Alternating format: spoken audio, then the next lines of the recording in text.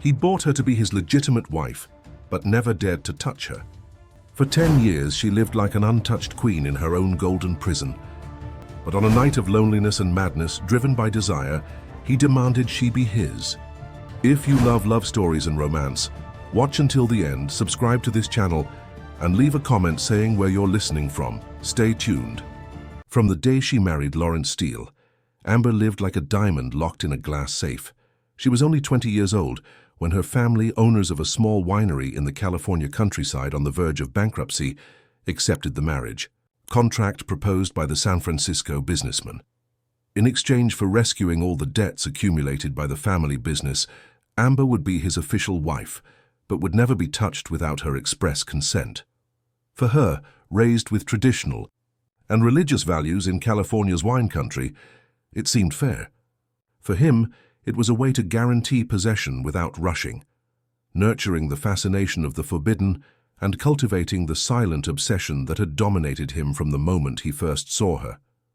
At 16, Amber danced alone in the abandoned chapel of an old farm in Sonoma, where she took refuge to pray for freedom. On that rainy March day, while seeking shelter amid the smell of old wood and melted candles, Lawrence, then 27, recently appointed CEO of the hotel empire inherited from his father, saw her spinning in the center of the altar, stripped of saints.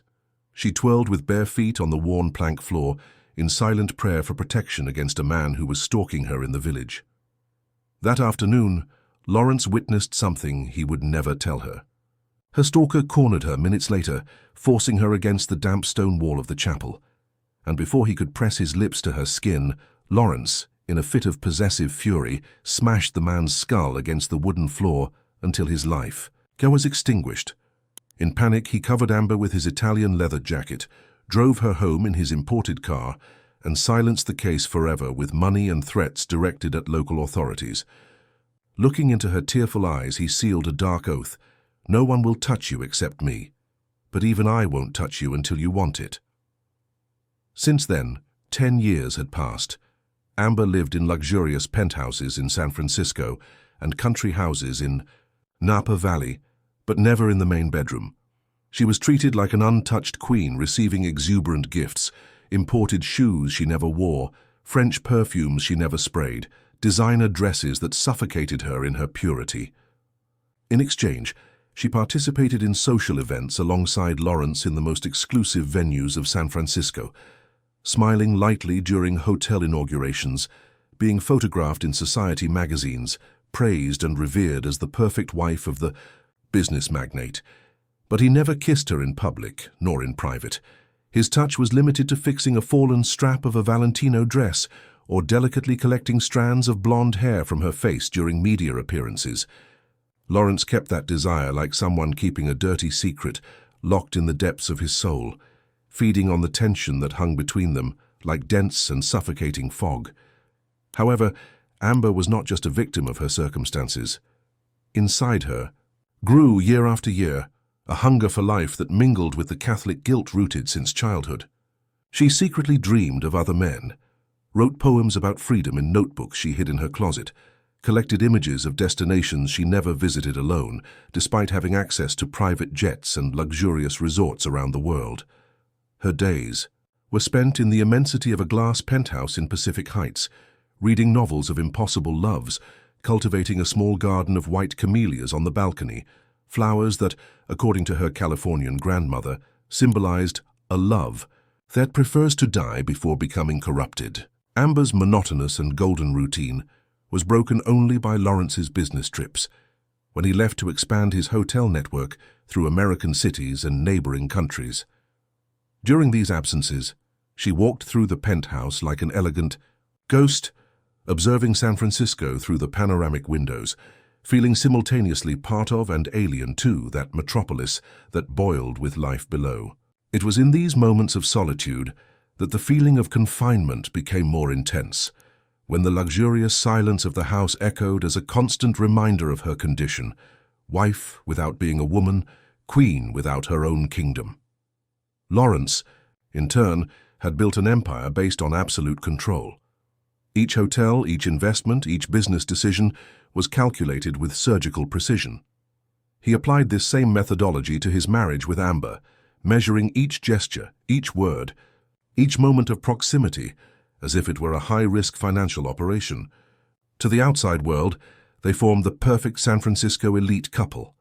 He, the visionary businessman of Italian origin; she, the young wife of angelic beauty and impeccable posture. But behind the impeccable facade, Lawrence carried secrets that corroded his sanity like acid.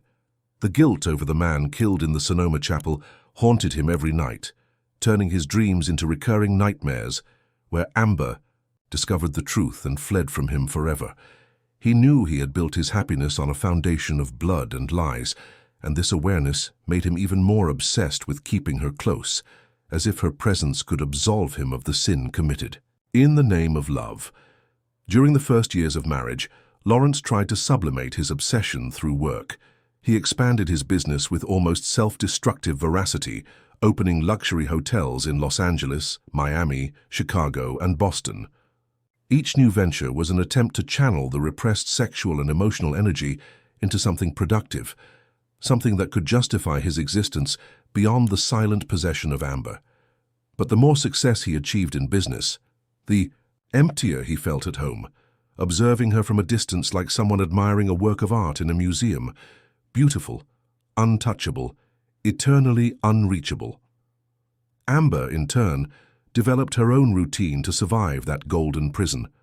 Every morning she woke before dawn to walk on the treadmill in the penthouse's private gym, watching San Francisco awaken through the panoramic windows. It was her moment of relative freedom when she could imagine herself running through the city streets, getting lost in the anonymous crowd, living a common and true life. After her shower, always lengthy and ritualistic, she dedicated herself to her plants on the balcony, talking softly to the camellias as if they were her only confidants.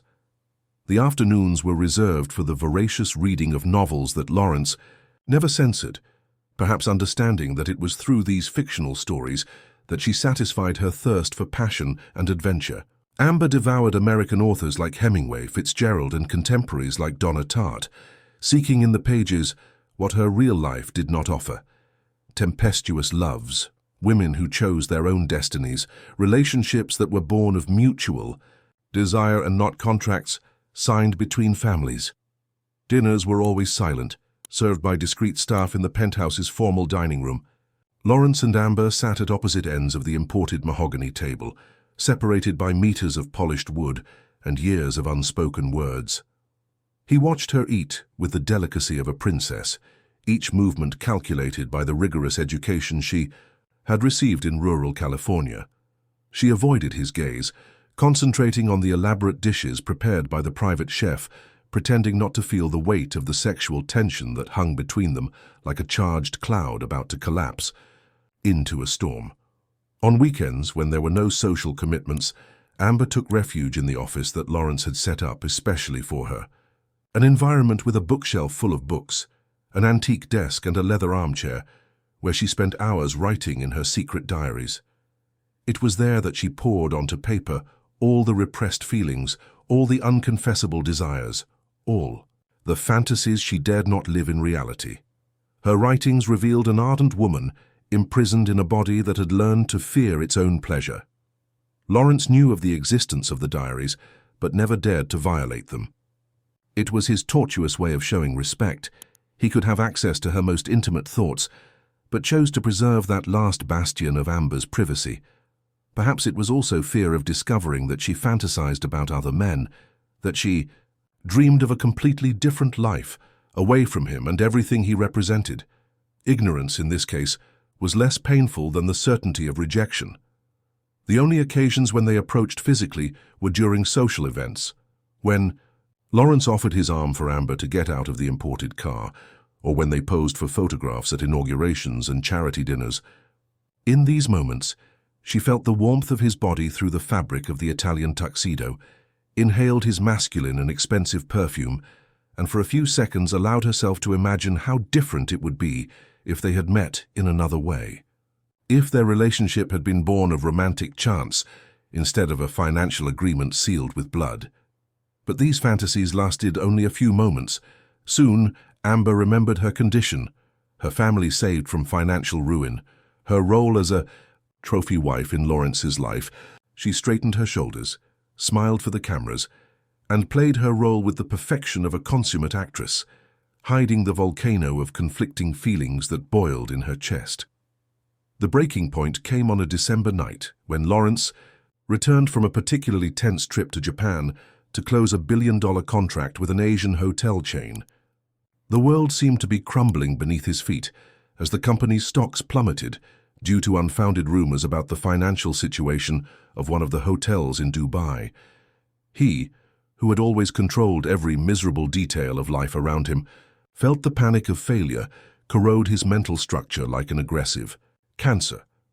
Beyond the business crisis, Lawrence hid a recent diagnosis he had received from a renowned neurologist in San Francisco: early-stage amyotrophic lateral sclerosis, a degenerative disease that would give him few years before completely losing his movements.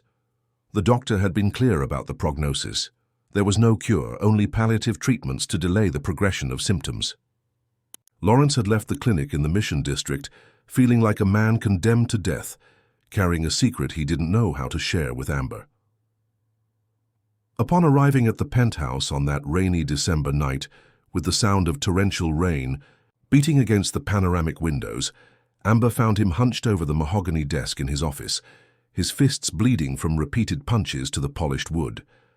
Papers scattered across the floor, torn financial graphs, and Lawrence at the center of the chaos, breathing like a wounded animal. It was the first time in 10 years that she had seen him lose the absolute control he always maintained over himself. "Lawrence?" Her voice came out as a hesitant whisper, almost lost in the noise of the storm outside. He raised his red eyes, and for the first time, she saw something beyond the mask of the relentless businessman he always wore. She saw fear, despair, a raw vulnerability that touched her in an unexpected way. Without thinking about the consequences, Amber took a few steps toward him, her bare feet making a soft noise on the cold marble floor. "Don't come closer," he murmured, but his voice did not carry the usual authority. It sounded broken, almost pleading. "You shouldn't see me like this." But Amber continued walking until she was just inches from him, close enough to feel the heat emanating from his tense body, to notice that his hands were imperceptibly trembling. And for the first time in 10 years of marriage, she dared to touch him before he touched her. Her small, delicate hand rested on his trembling shoulder, a simple gesture that sent shockwaves through Lawrence's body. He froze completely, as if her touch were an electric shock. Their eyes met, hers pure and concerned, his poisoned by shadows of desire repressed for a decade and growing fear of imminent loss. At that moment, all the invisible barriers they had built between them began to crack like glass under pressure. "What happened?" Amber asked, her voice carrying a genuine tenderness that Lawrence hadn't heard in years. It was the first time she had shown real concern for him, not just the polite courtesy of a wife in public. And this demonstration of care was like a knife to Lawrence's heart, reminding him of all he had lost by building their relationship on foundations of lies and coercion. Lawrence closed his eyes, trying to control the storm of emotions that her touch had triggered. 10 years of rigorous self-control unraveling in seconds, like a sandcastle before the tide. "Amber," he said her name like a painful prayer, "you can't imagine what I'm capable of when I lose control." But she didn't back away. Instead, her hand moved from his shoulder to his chest, where she could feel his accelerated heartbeat. "Then tell me," she whispered, a new courage blooming in her voice. 10 years, Lawrence. 10 years living like strangers in the same house. Do you think I don't notice how you look at me?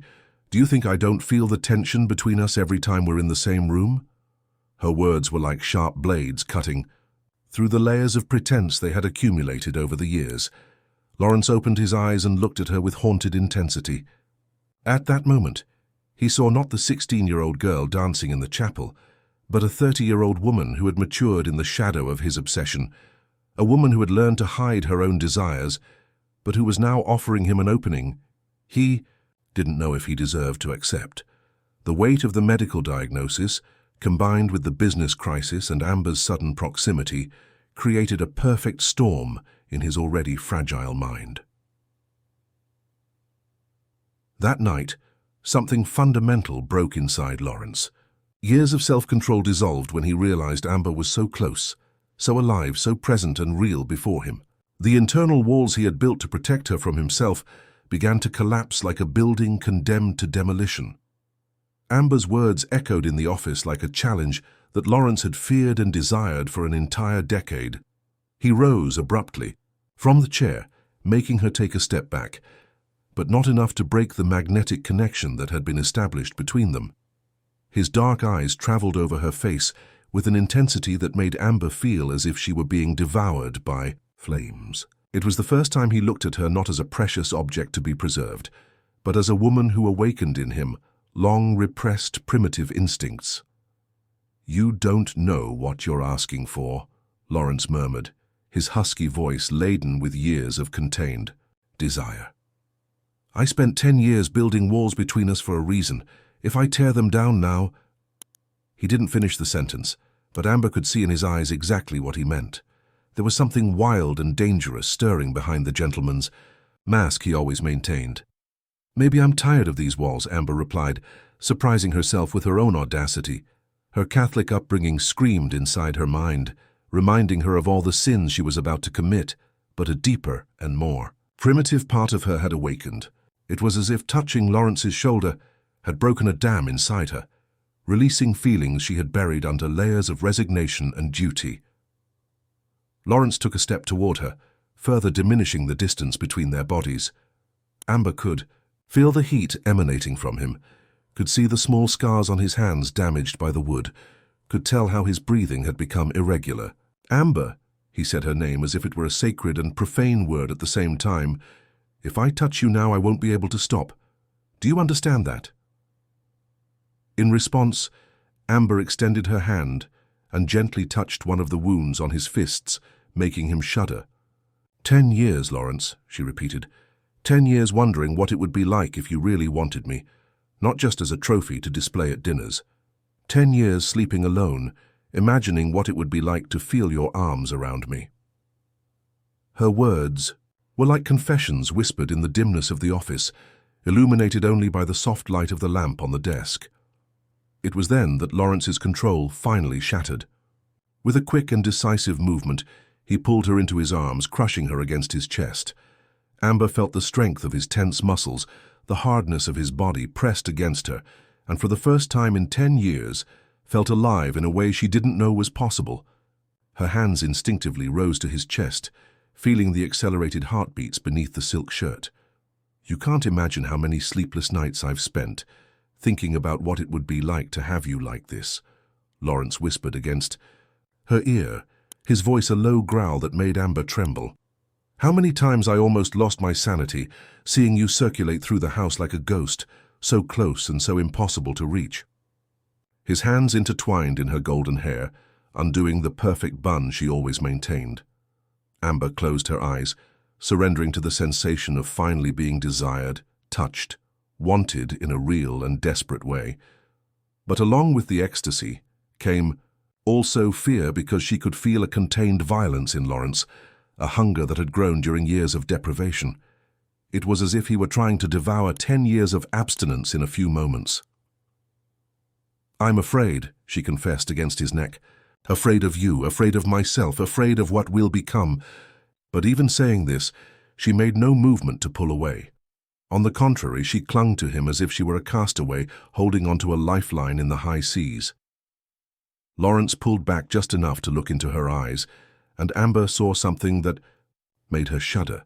Not just desire, but also desperation, as if he were afraid she would disappear like a mirage if he blinked. "Amber," he murmured, "there's something you need to know about that night in the chapel, about why I was there, about what I did." But she sealed his lips with a kiss before he could continue.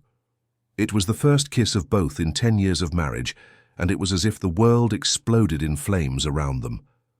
Lawrence kissed her with the hunger of a man who had died of thirst for a decade, and Amber responded with the passion of a woman who had finally found permission to feel. At that moment, in the dimness of the office, with the rain beating against the windows and the muffled sound of the city below, They surrendered to each other as if it were the first and last time. What should have been just carnal surrender transformed into a devastating emotional confession. Between desperate caresses and urgent whispers, Lawrence began to reveal secrets he had kept like poison in his chest for 10 years. His hands trembled as they caressed Amber's face, as if she were made of porcelain and could break at any moment. "I've loved you since that afternoon in the chapel," he confessed between kisses. "But loving you also means destroying you. I'm a cursed man, Amber. Everything I touch turns to ashes." His words came out fragmented, mixed with moans of pleasure and emotional pain. It was as if 10 years of silence were being dumped all at once. Amber felt tears streaming down her face, but she didn't know if they were of relief or terror.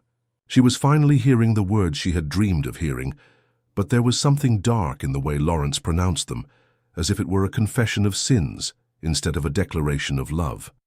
"Then why did you keep me prisoner all these years?" she whispered, her nails digging into his back through the silk shirt. "Because I'm selfish," Lawrence replied, his voice broken with remorse. "Because I preferred to have you as a ghost than not have you at all. Because the alternative was to let you go and die of longing."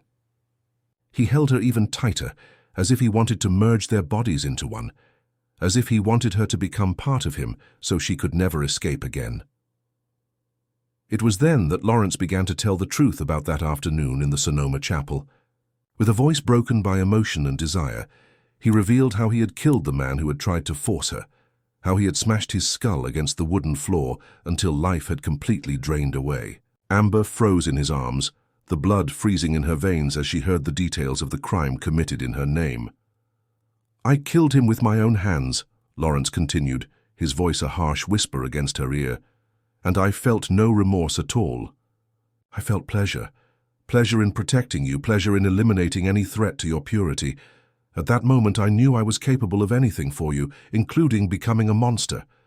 His hands continued to caress her body, as if the touch could absolve him of the confessed sins. Amber pulled away abruptly, her eyes wide with shock and horror. The realization that her entire life had been built on blood and lies hit her like a punch to the stomach.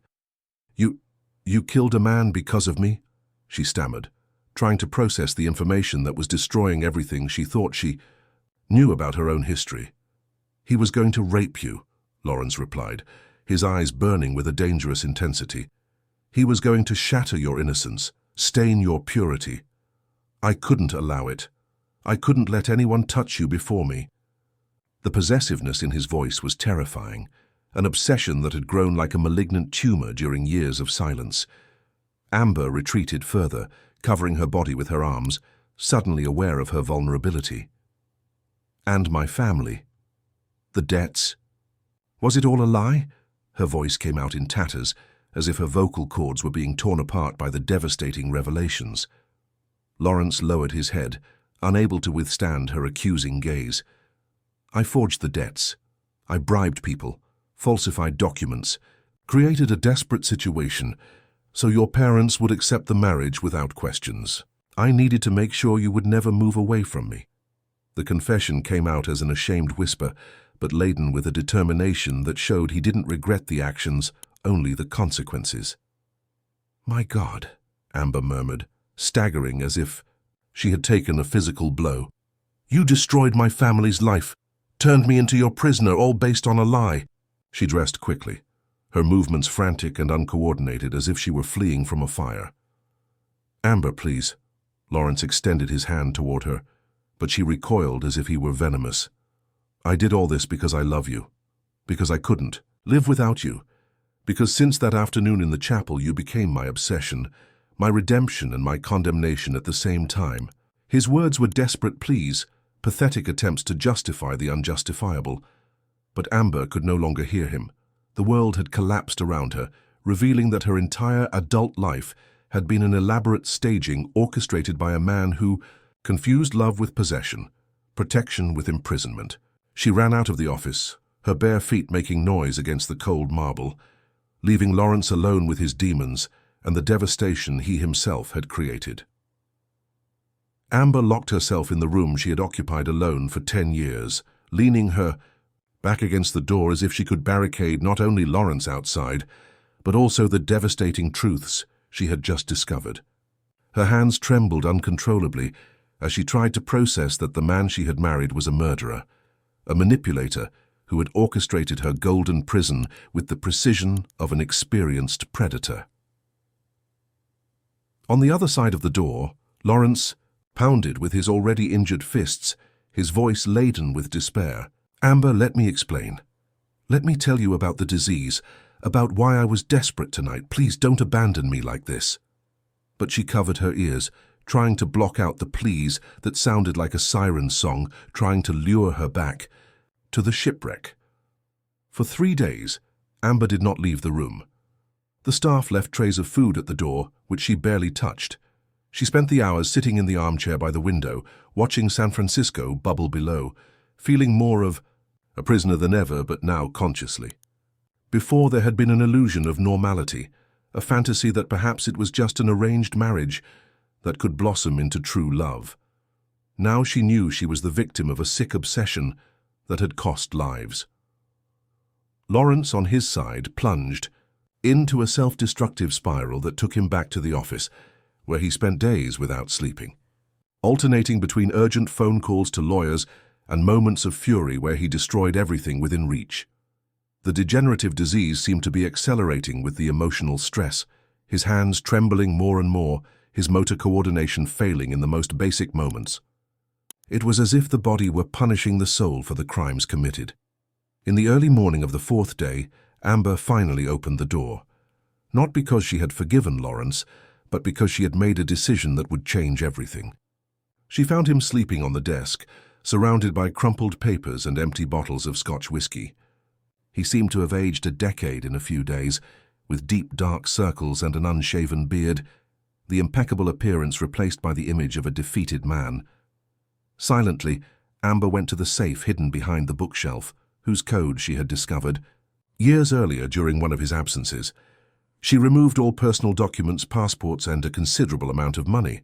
She also took the airline tickets she had secretly purchased months earlier, hidden in the bottom of a drawer, along with a farewell letter she had never had the courage to deliver.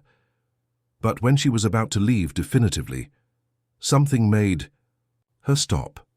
In the middle of the papers scattered on the table, she saw medical documents with Lawrence's name. Diagnosis of amyotrophic lateral sclerosis, reserved prognosis, limited life expectancy. The pages trembled in her hands as she read the clinical details of the disease that was consuming the man she both loved and feared. "You found out," Lawrence's hoarse voice made her turn. He was awake, watching her with eyes red from exhaustion and pain. "Now you understand why I was desperate that night. It's not just about losing you, Amber. It's about losing everything before even having had the chance to truly live with you." Amber held the medical documents against her chest, feeling her heart race. "Why didn't you tell me before?" Her voice came out as a strangled whisper. "Why did you hide this from me along with everything else?" There was accusation in her tone, but also a genuine pain that Lawrence immediately recognized. "Because I didn't want your pity," he replied, rising with difficulty from the chair. "Because I preferred that you hate me for being a monster than love me for being a condemned man. Pity kills love, Amber, and the little love you might feel for me was all that kept me alive." His words were raw, honest in a way she had never heard before. Amber closed her eyes, trying to separate compassion for the disease from revolt against the crimes. "Lawrence, you killed a man. You lied to my family. You kept me prisoner for 10 years based on lies." Each word came out as an accusation, but her voice trembled with conflicting emotion. "I know," he murmured, approaching cautiously. "And if I could go back in time, I would do everything differently. But I can't. I can only try to be worthy of the time I have left, whether with you or without you." His hands were visibly trembling now, a constant reminder that time was running out for both of them. "You were going to leave me," Amber said, pointing to documents she had seen about the transfer of assets. "You were going to transfer everything to my name and disappear." It wasn't a question, but a statement that revealed another layer of Lawrence's complexity. He nodded, unable to deny it. I was going to die alone in Switzerland, in an expensive clinic, leaving you rich and free to live the life you deserve. It was my redemption plan, my way of trying to compensate for all the stolen years. The confession came out like a sigh of relief, as if carrying that secret was heavier than all the others. In that moment of mutual revelation, with the medical documents scattered between them like evidence of a life that was ebbing away, Amber felt something break inside her chest. It wasn't forgiveness, that was still far from happening, but a painful understanding that Lawrence was also a prisoner of his own choices, condemned by a disease he hadn't chosen and by the crimes he had committed in the name of a sick love. "How much time do you have?" she asked, her voice barely audible in the heavy silence of the office. The question came out laden with an intimacy that hadn't existed between them for days, a genuine concern that surprised her by its intensity. Lawrence ran a trembling hand through his disheveled hair. 2, maybe 3 years if I do the treatment. Less if I continue living like this, destroying my body with stress and guilt. He looked at her with a raw vulnerability she had never seen before. "That's why I couldn't let you go, Amber. Each day without you is a lost day of a life that is already too short." Amber approached slowly, observing how his hands trembled more and more. It was as if the body were rebelling against the soul, physically punishing him for emotional sins. "Are you afraid?" she asked, gently touching one of the trembling hands. The simple gesture made Lawrence shudder, as if he never expected to feel her touch again. "I'm terrified," he confessed, intertwining his trembling fingers with hers. "Terrified of dying, without having lived a single real day by your side. Terrified that you'll remember me only as the monster who stole your youth, not as the man who loved you with every fiber of his condemned being." Tears streamed down the masculine face, something Amber had never imagined seeing. The office door opened abruptly, interrupting the intimate moment. Richard Miller, Amber's childhood friend, burst into the room with a determined expression. Tall, dark-haired, with the trustworthy appearance of an investigative journalist he had become over the years, he held a thick envelope full of documents. "Amber, thank God you're okay," he said, completely ignoring Lawrence. "I received your distress message through the housekeeper. I came as soon as I could." Richard had been Amber's first teenage love, before she moved to San Francisco. During all these years, they maintained sporadic contact through letters and emails, he always showing concern about her marriage. Lawrence immediately stiffened, the vulnerability giving way to the possessive fury he knew so well. "How dare you enter my house?" His voice came out as a low, dangerous growl. "Amber doesn't need salvation from anyone, especially not from you." "Actually, she does," Richard replied, opening the envelope and spreading photographs and documents on the table. "Because you're not just an obsessive husband, Lawrence, you're a criminal who built an empire based on lies." The evidence showed proof of bribery, falsified documents, and more shockingly, photographs of the body of the man killed in the Sonoma Chapel years earlier. Amber covered her mouth with her hands, horrified. "How did you get this?" she whispered to Richard, who watched her with a mixture of love and determination that didn't escape Lawrence's eyes. "I've been investigating Lawrence for years," Richard admitted. "I always knew there was something wrong with your marriage, with the sudden way your family got out of debt. I hired private detectives, scoured archives, bribed employees. I have enough evidence to put him in prison for the rest of his remaining." Lawrence took a threatening step toward Richard, but his movements were uncoordinated due to the disease. "You don't know who you're messing with," he growled. "I can destroy your career, your life, your family. I can make you disappear without a trace." "Not if you're dead," Richard replied coldly, revealing a pistol he had hidden in his coat. "Or if you're in jail paying for the crimes you committed. Amber deserves to be free, Lawrence, deserves to live without fear, without guilt, without carrying the weight of your sins." Amber placed herself between the two men, feeling the terrible weight of being at the center of a battle that could end in more violence and death. "Stop, please," she begged, tears streaming down her face. "There's been enough blood. There doesn't need to be more." Lawrence looked at her with an expression that mixed desperate love and acceptance of defeat. "Amber," he whispered, "if you want to go with him, I won't stop you. But before you make your choice, you need to know that Everything I did, as terrible as it was because I preferred to be a monster loving you than a saint living without you. Richard kept the gun pointed at Lawrence, but his eyes were fixed on Amber. I've loved you since we were teenagers, he confessed. I've spent all these years waiting for an opportunity to free you. Come with me, Amber. We can start over far from all this madness. Amber looked at the two men who loved her in completely different ways, one with destructive obsession that had shaped her entire life, the other with devoted patience that had waited a decade for a chance. Between them, she needed to choose not just a future, but which version of herself she wanted to be. The tension in the office was palpable, like the calm that precedes a devastating storm. Amber looked alternately at Lawrence and Richard, feeling the weight of a decade of decisions not taken pressing on her shoulders. On one side, the man who had shaped her adult life through lies and obsession, but who had also awakened in her passions she didn't know she possessed.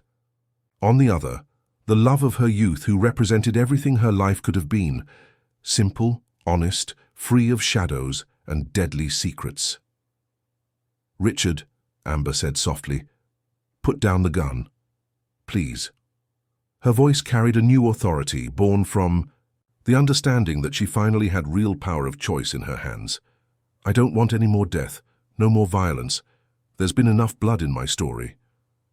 Richard hesitated, but slowly lowered the pistol, though he kept his eyes fixed on Lawrence with absolute distrust. "Amber, you don't understand. He'll never let you go. Men like him don't give up their obsessions, they die for them." His words were laden with a bitterness that revealed years of frustration seeing the woman he loved imprisoned. "He's right," Lawrence admitted, his hoarse voice carrying a brutal honesty. "I'm addicted to you, Amber. Addicted to your presence, your scent, the way you move your hands when you're nervous. If you leave with him, I'll die not from the disease, but from withdrawal. But—" he made a painful pause. "Maybe that's what I deserve." Amber closed her eyes, trying to organize the whirlwind of emotions consuming her. 10 years of shared life couldn't be erased, even if built on lies.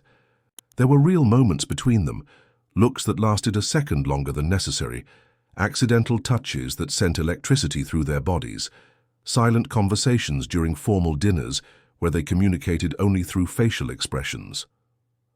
"Lawrence," she said, opening her eyes to look directly at him, if I chose to stay, would you be capable of living with absolute honesty, without lies, without manipulations, without trying to control me?" The question came out laden with equal parts hope and terror. Lawrence looked at her as if she were an apparition, as if he couldn't believe there was a real possibility of her choosing him. "I would try," he whispered. "God knows I would try. To be the man you deserve, not the monster I became for you." His hands trembled even more, emotion intensifying the symptoms of the disease. "Trying is not enough," Richard intervened, putting away the gun but maintaining a defensive posture. "Amber, you're 29 years old. You have your whole life. Go ahead of you, don't waste another second with a man who only knows how to love through possession." He extended his hand to her, his eyes pleading. "Come with me. We can get married, have children, build something real and healthy." Amber looked at Richard's extended hand, seeing in it the promise of normality she had always desired. But when she looked at Lawrence, she saw something different. She saw a completely broken man who had built his entire identity around loving her, even if in a distorted way. She saw someone who was dying not only physically, but emotionally, falling apart before her eyes. "Richard," she said softly, "you offer me security, stability, a healthy love. You're a good man who deserves a woman who can love you completely, without reservations." She paused, tears beginning to flow. "But I'm not that woman. Not anymore." Richard's face contorted with pain and disbelief. "Amber, no. You can't choose him. Not after everything you discovered, all the lies, the blood." His voice broke, revealing the depth of his unrequited love. "I'm not choosing between you two," Amber explained, her voice gaining strength. "I'm choosing who I am. And the truth is that I love Lawrence. I don't love him despite his sins. I don't love him ignoring his darkness. I love him including all of that, which probably makes me as sick as he is."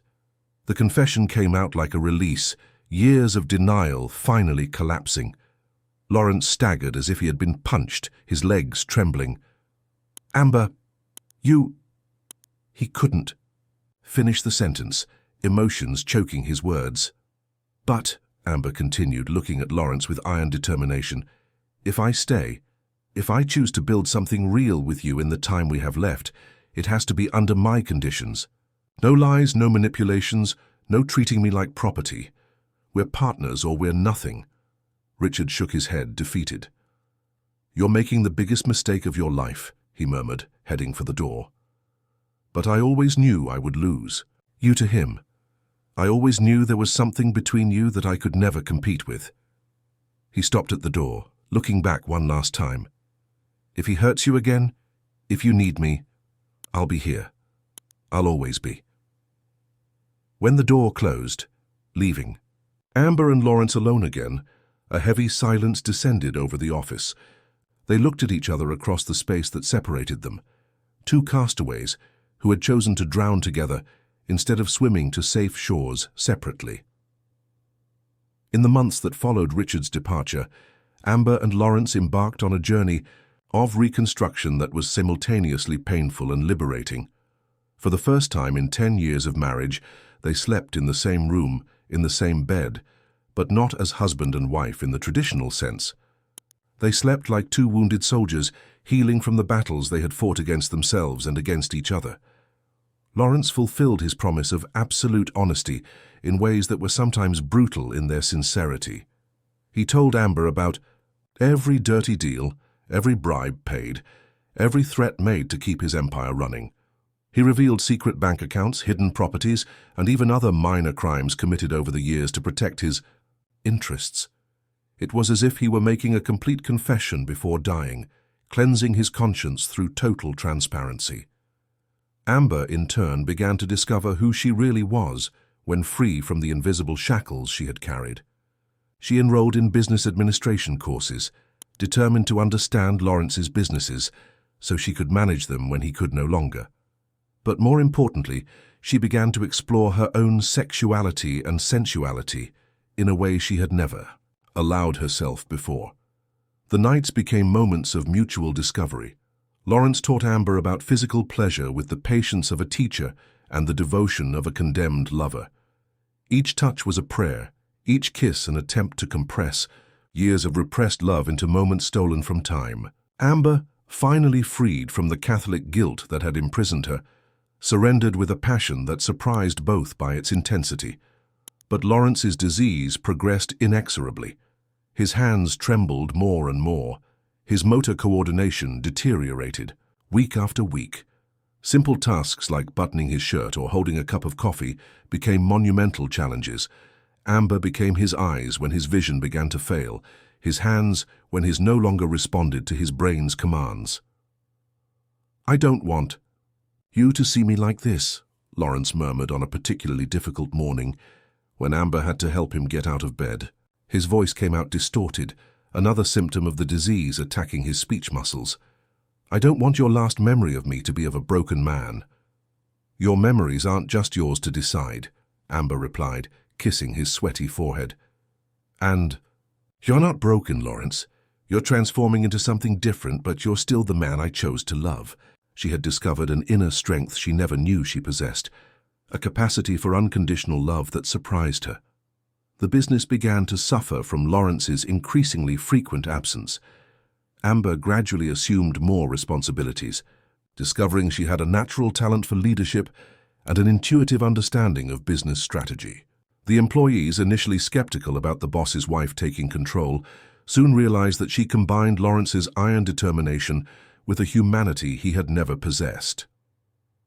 "You're becoming stronger than I ever was," Lawrence observed one afternoon, watching Amber conduct a video conference with Japanese investors. His voice was increasingly weak, but his eyes shone with genuine pride. "You'll be able to keep everything running when I'm no longer here." "We will keep everything running," Amber corrected, although both knew that time was rapidly running out. The most profound transformation, however, happened in the relationship between them. What had begun as obsession on one side and resignation on the other evolved into something deeper and truer, They became real partners, complete confidants, lovers in the purest sense of the word. Lawrence learned to love without possessing, to protect without controlling. Amber discovered she could be strong without being cruel, independent without being lonely. One night, lying together in the bed they finally truly shared, Lawrence made a final confession. "Amber," he whispered, his voice almost inaudible, "if I could go back in time, I would do everything differently. I would meet you in a bookstore or a cafe or an art exhibition. I would court you like a gentleman, win your love honestly." Amber cuddled closer to him, feeling how his body had become fragile. "But then you wouldn't be you," she replied, "and I wouldn't be me. We are who we are because of everything we've lived through, including the mistakes, the sins, the terrible choices." She kissed his neck, feeling the weak pulse. "I prefer our imperfect and real story to a perfect and false fantasy." That night, for the first time since they met, Lawrence said, "I love you," without any shadow of possessiveness or desperation. It was a love purified by suffering, matured by the proximity of death, made real by the mutual acceptance of their human flaws. Amber responded with the same words, but now they carried the weight of a conscious choice, not of forced resignation. They knew time was running out, but they had finally found a form of love that didn't depend on eternity to be complete. It was a love that had grown in the ruins of an obsession, flourished in soil watered with tears of repentance, and now shone with the golden light of two souls that had learned to truly find each other before saying goodbye. 6 months later, on a sunny spring morning when San Francisco awoke especially vibrant, Lawrence could no longer get out of bed. His muscles had finally almost completely yielded to the disease, leaving him dependent on Amber for the most basic needs. But there was a strange peace in his eyes, a serenity that contrasted with the desperate fury that had consumed him for years. "It's time," he whispered when Amber approached with breakfast. His voice was just a breath, but she immediately understood what he meant. They had talked about this moment for months, planning every detail with the meticulousness that Lawrence applied to everything in life. Amber nodded, trying to control the tears that threatened to overflow. They had decided that Lawrence would not be kept alive artificially when he reached the final stage of the disease. They wanted their last moments together to be dignified, conscious, full of love, instead of tubes and machines. She picked up the phone and called the private doctor who accompanied them, a discreet man who understood the importance of dying with dignity. While they waited, Amber lay down beside Lawrence, intertwining her fingers with his that could barely move. "Do you have any regrets?" she asked, knowing it could be one of the last conversations they would have. Lawrence looked at her with eyes that, despite everything, still shone with intense love. "I regret having taken so long to be honest with you," he replied with difficulty. "I regret having wasted years hiding from each other. But I don't regret having fought to have you, Amber, even if wrongly, even if through unforgivable sins. And I don't regret having stayed," Amber confessed, kissing his forehead. "I don't regret having chosen you, having chosen this complicated and imperfect love. You taught me that sometimes you have to go through hell to find paradise." The Say. Doctor arrived discreetly, as he always did. He was an older man who had accompanied the Steele family for decades and understood that there are different ways to heal. Sometimes we heal the body, other times we heal the soul. He examined Lawrence silently, confirming what everyone already knew. There were no more possible treatments, only palliative care to make the departure less painful. "How long?" Amber asked, although part of her didn't want to know the answer. "Maybe a few hours, at most a day," the doctor replied with professional gentleness. "I can leave you alone if you prefer. He isn't feeling pain, just a growing weakness that will take him to final sleep." When they were alone again, Amber brought the laptop to bed and opened a file she had prepared weeks earlier. It was a compilation of all the photographs they had taken together over the 10 years of marriage, edited with a soundtrack of songs that marked important moments between them. It was her way of celebrating the journey they had traveled together, from the first years of estrangement to the last months of true love. "Look," she whispered, showing the screen to Lawrence. "Look how much life we lived together, even when we thought we weren't living." The images passed slowly. Gala balls where they maintained polite distance, business trips where they walked side by side without touching, hotel inaugurations where they smiled for the cameras like elegant strangers. But there were also moments that only the two of them understood. Looks that lasted a second longer in the official photographs, hands that almost touched during ceremonies, genuine smiles captured when they thought no one was looking. There was a whole secret language of repressed love documented in images that at the time seemed merely formal.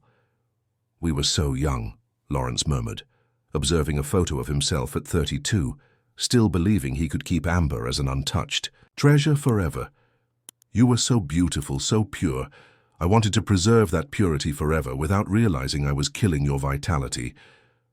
"And I was so scared," Amber replied, touching the screen where she appeared at 25, with eyes that revealed a deep sadness masked by polite smiles. "Scared of living, scared of feeling, scared even of desiring you. I wasted so many years fearing my own feelings." As the afternoon progressed, Lawrence began to speak with more difficulty, his words becoming fragmented whispers. Amber remained by his side, telling stories about the plans she had made for the company, the trips she would take to expand the business, the ways she would honor his memory by transforming the business empire into something more human and ethical. "You'll be amazing," he managed to say as the sun began to set through the panoramic windows. "You'll be the strong woman you always were," but took time to discover. When night fell completely over San Francisco, Lawrence was breathing with increasing difficulty. Amber held his hand, singing softly a Californian song that her grandmother used to sing to her in childhood, about loves that transcend death and find ways to continue existing even when bodies are gone. "Amber," Lawrence whispered her name one last time. "Thank you for having taught me that it's possible to truly love, even starting wrong. Thank you for giving me the chance to die, as a man who knew how to love, not as a monster who only knew how to possess." He closed his eyes with a serene smile, his breathing becoming softer and softer until it finally ceased completely. Amber remained by his side for hours, holding his hand that had finally stopped trembling, whispering words of love and forgiveness to a man who had departed in peace. The next morning, when the golden sun rose over the San Francisco metropolis, Amber Steele rose from the bed like a completely transformed woman. She had buried not only the man she loved, but also the version of herself who had lived as a prisoner of fears and conventions. She was now the heir to an empire, the guardian of an imperfect but true love story, and above all a woman who had learned that real love sometimes rises from the ashes of impossible loves. Lawrence had departed, but left behind more than material wealth. He had left a woman who finally knew who she was, who had discovered her own strength through his weakness, who had learned to love without fear through the fearful love they had shared. It was, in the end, a story of mutual redemption, where two wounded beings had healed each other just when time was running out. And Amber knew she would carry this lesson forever, that true love is not one that is born perfect,